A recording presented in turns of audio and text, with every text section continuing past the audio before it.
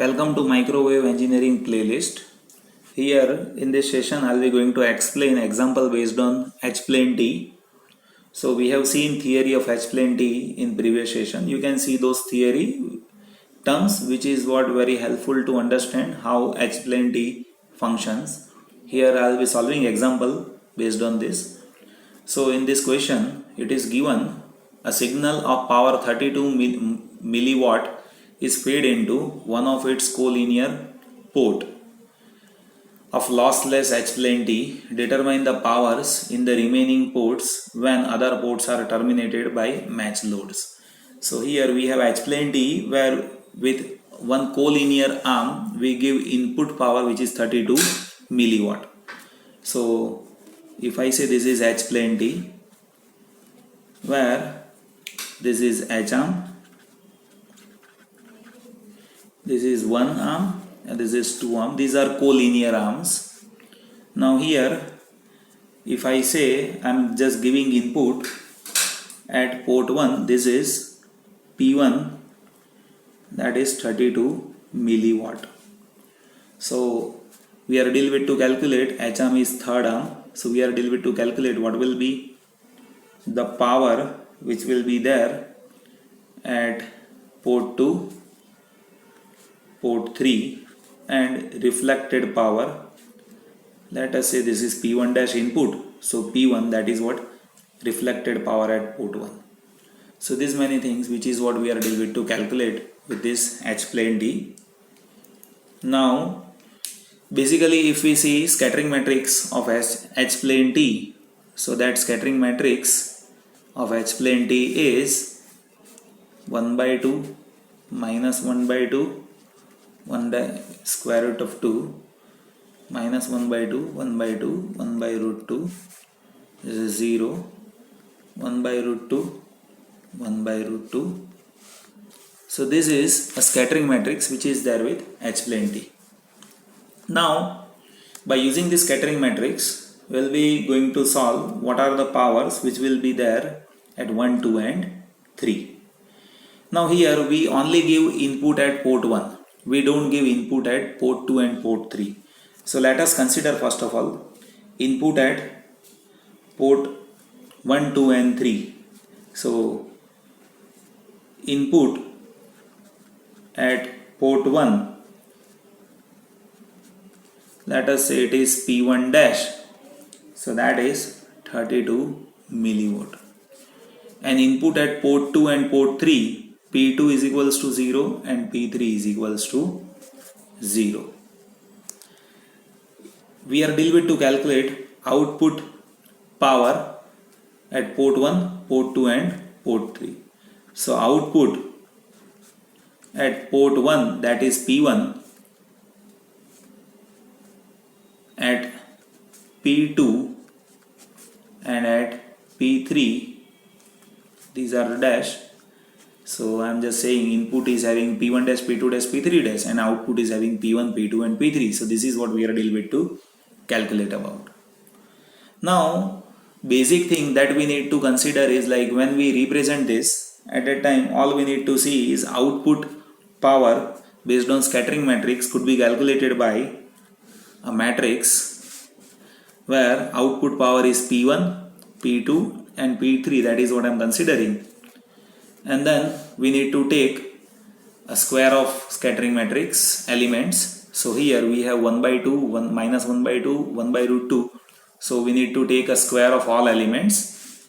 So this will be half square minus half square 1 by root 2 square minus 1 by root 2 square half square 1 by root 2 square 1 by root 2 square 1 by root 2 square 0 and into we need to multiply input power.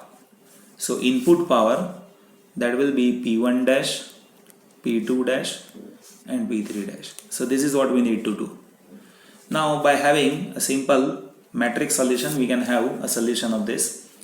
So if I want to calculate P1, so P1 will be first row and this multiplication here we have already said like my input at port 1, that is P1 dash, which is 32 milliwatt. So this is 32 milliwatt and these are 0. So we need to see this when we calculate this. So P1, that will be 1 by 2 square into P1 dash plus minus 1 by 2 square plus 0 into 0 plus 1 by root 2 square into 0. So this will be 0. So we can say P1 dash is 32 milliwatt. So 1 by 4 into 32 milliwatt. So that is 8 milliwatt. Now similarly, if I want to calculate P2, output at port 2, so that is second row into this multiplication. So second row is minus 1 by 2 square into P1 dash plus 0 plus 0. So minus 1 by 2 square, that is 1 by 4 into P1 dash is 32 milliwatt. So this is even 8 milliwatt. And P3 means output at port 3. So that is even third row into this multiplication. So which will result into 1 by root 2 whole square into P1 dash plus 1 by root 2 square into P2 dash, which is 0 actually. So these two are 0. So again 0 plus 0, that is what I need to say. So half into 32 milliwatt. So that is actually half into 16 milliwatt. So ultimately we can say output at port 1, that will be 8 milliwatt, output at port 2, that will be 8 milliwatt, and output at port 3, that will be 16 milliwatt. So here the basic case which is happening is like, if I give input at port 1 by 32 milliwatt, output at this, that will be port 1, that will be 8 milliwatt, output at port 2, that will be 8 milliwatt, and output at H-arm, that will be 16 milliwatt. This will be the case which will happen in this example. So one thing that one should remember when you solve this example, first of all you should know what is scattering matrix, and when you calculate power calculation, output power is equals to scattering matrix coefficient square into input power scattering matrix. So this is how one should multiply matrix. So this is how one should do this. P out is equals to scattering matrix coefficient square into input. So this is what the solution which is there with this kind of problem when you have a question regarding a calculation of power for H plane T. I hope that it is clear to all what I mean to say by this video. This is just to solve few queries of some people, those who have been studying in some universities, where there can be a question based on solution of power, solution of isolation, matching of impedance. So that is how one can provide impedance matching and all those things. I hope that in future even I will be explaining few more examples if some more questions are there.